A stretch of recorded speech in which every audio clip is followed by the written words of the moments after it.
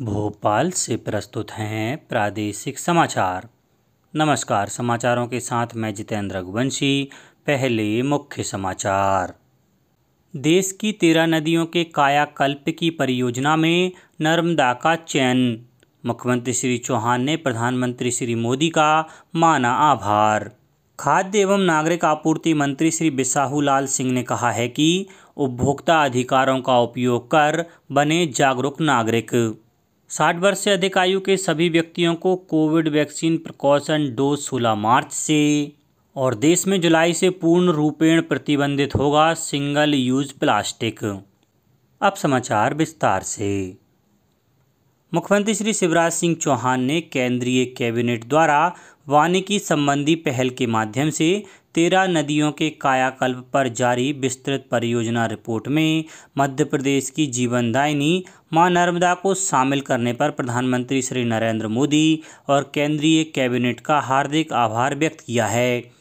मुख्यमंत्री श्री चौहान ने कहा है कि वानिकी के माध्यम से ठोस पहल करते हुए देश की 13 प्रमुख नदियों के कायाकल्प की योजना आगामी 25 वर्ष को अमृत काल के रूप में बनाने के लिए प्रधानमंत्री श्री मोदी के समग्र दृष्टिकोण के अनुरूप है। यह गत वर्ष हुए COP 26 वैश्विक जलवायु सम्मेलन में भारत की पंचामृत की प्रतिबद्धता के भी अनुरूप है। यह परियोजना नदियों के संरक्षण और उनके पुनरुद्धार की दृष्टि से महत्वपूर्ण है। पर्यावरण को बचाने की दिशा में ठोस कार्य से देश की प्रगति को भी मजबूत करने का कार्य होगा। प्रधानमंत्री श्री मोदी ने दूरदर्शी दृष्टिकोण से इस योजना की कल्पना की है। पर्यावरण से जुड़े विषयों पर विश्व के अनेक राष्ट्रों तक उनके दर्शन की बात पहुंच चुकी है। उन्होंने अंतर्राष्ट्रीय पर्यावरण सम्मेलनों में भी सफलतापूर्वक अपना संदेश पहुंचाया है।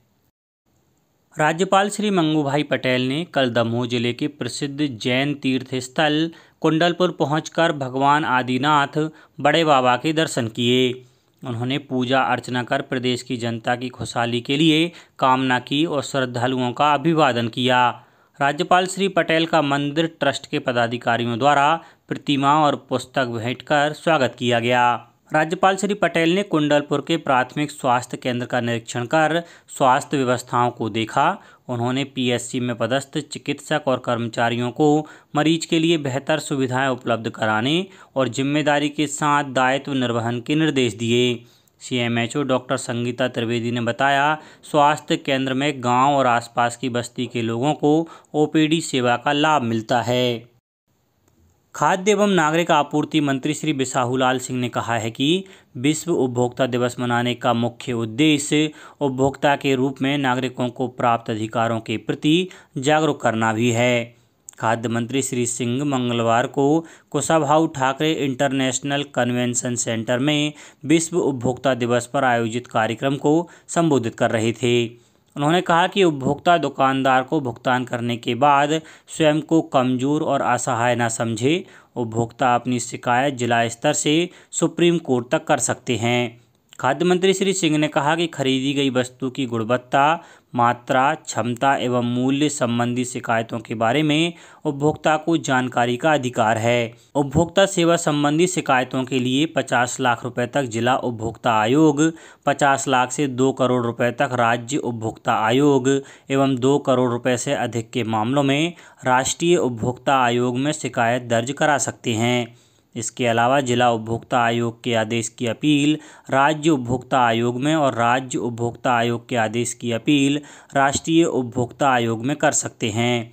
इसके अलावा राष्ट्रीय उपभोक्ता आयोग के आदेश की अपील के लिए सुप्रीम कोर्ट जाने के लिए भी स्वतंत्र हैं।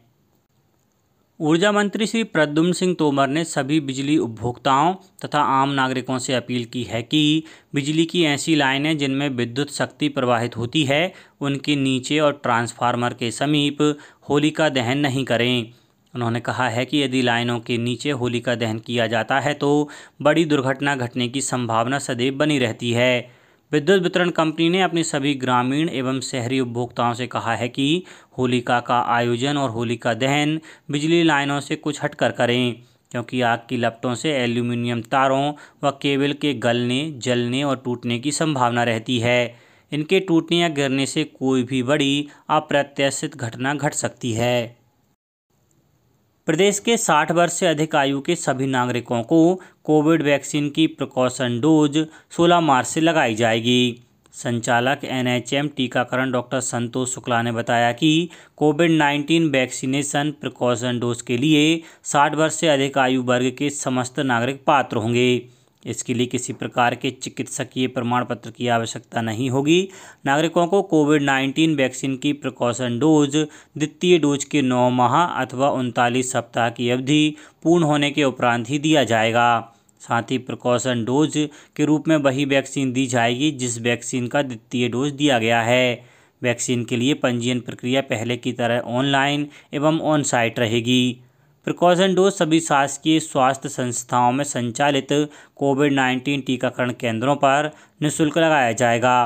कोविड-19 पॉजिटिव व्यक्ति रिकवरी होने के 3 माह की अवधि पूर्ण होने के बाद ही प्रिकॉशन डोज लगवाएं।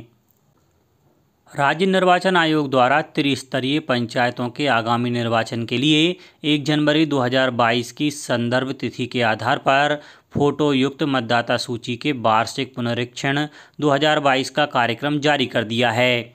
मतदाता सूची का अंतिम प्रकाशन 25 अप्रैल को किया जाएगा। सचिव राज्य निर्वाचन आयोग श्री BS जामोद ने जानकारी दी है कि फोटो युक्त प्रारूप मतदाता सूची का ग्राम पंचायत एवं अन्य विहित स्थानों पर सार्वजनिक प्रकाशन 4 अप्रैल 2022 को किया जाएगा। दावा आपत्ति केंद्रों पर दावे आपत्ति 11 अप्रैल तक अपराह्न 3 बजे तक लिए जाएंगे। दावे आपत्तियों का निराकरण 16 अप्रैल तक किया जाएगा। फोटो युक्त अंतिम मतदाता सूची का ग्राम पंचायत एवं अन्य विहित स्थानों पर सार्वजनिक प्रकाशन 25 अप्रैल 2022 को होगा। आयुष राज्य मंत्री श्री रामकिशोर कांवरे ने कहा है कि आयुष विभाग की सेवाएं जन सामान्य को आसानी से उपलब्ध हो सकें, इसके लिए विभागीय वेबसाइट को अधिक से अधिक कारगर बनाए जाने की ज़रूरत है। उन्होंने वेबसाइट में जन आकांक्षा के अनुरूप समय समय पर अपग्रेड किए जाने पर भी जोर दिया।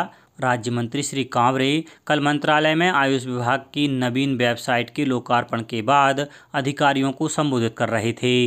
राज्य मंत्री श्री कांवरे ने कहा कि नवीन वेबसाइट से विभागीय गतिविधियों में और अधिक पारदर्शिता आ सकेगी। उन्होंने वेबसाइट के जरिए आयुष के क्षेत्र में नवाचार और नवीन शोध को प्रोत्साहित किए जाने के निर्देश दिए। क्रिप्स के अधिकारियों ने राज्य मंत्री को वेबसाइट के विभिन्न पहलुओं से अवगत कराया। वेबसाइट में न्यू टेक्नोलॉजी और आकर्षक यूज़र इंटरफेस का प्रयोग किया गया है। अब विभाग से संबंधित गतिविधियों, कार्यकलापों, अधोसंरचना से संबंधित जानकारी जन सामान्य सुगमता से प्राप्त कर सकेंगे। पर्यटन, संस्कृति और धार्मिक न्याय एवं धर्मस्व मंत्री सुश्री उषा ठाकुर और चिकित्सा शिक्षा मंत्री श्री विश्वास सारंग ने राज्य संग्रहालय में डॉक्टर साधना गंगराड़े द्वारा लिखित पुस्तक मन का मोगरा का विमोचन किया। यह पुस्तक पारस्परिक रिश्तों, पर्वों, परंपराओं, संस्कारों, जीवन मूल्यों और सामाजिक ताने बाने पर आधारित ललित निबंधों का संकलन है। मंत्री सुश्री ठाकुर ने कहा कि जिस तरह साहित्य समाज का दर्पण होता है, उसी तरह नारी समाज के मूल्यों को सहेजती है। नारी ही समाज के आदर्श और मूल्य भावी पीढ़ी को सौंपती है। डॉक्टर साधना द्वारा लिखी पुस्तक देश की सत्य सनातन परंपरा की रीढ़ संयुक्त परिवार में नारी की संस्कारित और परिवार को एक सूत्र में बांधने की शक्ति को दर्शाती है। साथ ही भारतीय नारी का शील, चरित्र और पवित्रता को समाज में पुनर्स्थापित करती है। सुश्री ठाकुर ने सभी से पर्यावरण की शुद्धि के लिए सूर्योदय और सूर्यास्त के वक्त अग्निहोत्र की 2 आहुतियां डालने का आह्वान किया। उन्होंने कहा कि गाय के गोबर, घी, अक्षत और गुड़ के अग्निहोत्र से उत्पन्न औषधि युक्त धुआं पर्यावरण के प्रदूषण और हानिकारक जीवाणुओं को समाप्त करेगा। मंत्री सुश्री ठाकुर ने आज़ादी का अमृत महोत्सव पर सभी से आग्रह किया कि अपने अपने घर की बैठकों में वीर महापुरुषों, वीरांगनाओं और क्रांतिकारियों के चित्र लगाएं। ये चित्र घर के सदस्यों में चित्त का निर्माण कर सद्गुणों का संचार करेंगे। संपूर्ण देश में वर्ष 2022 में सिंगल यूज़ प्लास्टिक का उपयोग पूर्ण रूप से समाप्त करने का लक्ष्य निर्धारित किया गया है। केंद्र तथा राज्यों से इस संबंध में सतत संपर्क बनाए रखते हुए क्षेत्रीय स्तर पर बैठक की जाएंगी।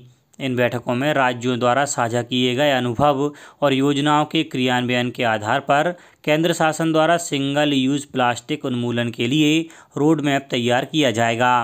देश में वर्ष 2022 तक ऐसे सभी सिंगल यूज़ प्लास्टिक वस्तुओं को समाप्त करने का निर्णय लिया गया है जिनकी उपयोगिता कम है लेकिन पर्यावरण को गंभीर नुकसान पहुंचा रहे हैं। इन वस्तुओं में प्लास्टिक स्टिक वाले ईयरबड्स, गुब्बारों की प्लास्टिक डंडियाँ, प्लास्टिक के झंडे, कैंडी स्टिक्स, आइसक्रीम की डंडियाँ, पॉलीस्टायरीन थर्माकोल की सजावटी सामग्री, प्लास्टिक से बनी प्लेट, कप, गिलास, कांटे, चम्मच, चाकू, स्ट्रा, ट्रे, स्टर्स, मिठाई के डिब्बे, निमंत्रण कार्ड, सिगरेट के पैकेट को लपेटने, पैकिंग करने के उपयोग में आने वाली प्लास्टिक फिल्म और प्लास्टिक पीवीसी के 100 माइक्रोन से कम मोटाई के बैनर शामिल हैं। प्रतिबंध लागू होने के बाद प्रभावित होने वाले लघु उद्योगों को चिन्हित कर वैकल्पिक रोजगार से जोड़ने के लिए शासन द्वारा कार्य योजना बनाई गई है।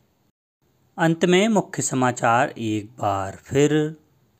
देश की 13 नदियों के कायाकल्प की परियोजना में नर्मदा का चयन। मुख्यमंत्री श्री चौहान ने प्रधानमंत्री श्री मोदी का माना आभार। खाद्य एवं नागरिक आपूर्ति मंत्री श्री बिसाहू लाल सिंह ने कहा है कि उपभोक्ता अधिकारों का उपयोग कर बने जागरूक नागरिक। 60 वर्ष से अधिक आयु के सभी व्यक्तियों को कोविड वैक्सीन प्रिकॉशन डोज 16 मार्च से। और देश में जुलाई से पूर्ण रूपेण प्रतिबंधित होगा सिंगल यूज प्लास्टिक। इस बुलेटिन में इतना ही। घर पर रहिए, सुरक्षित रहिए और सुनते रहिए प्रादेशिक समाचार। नमस्कार।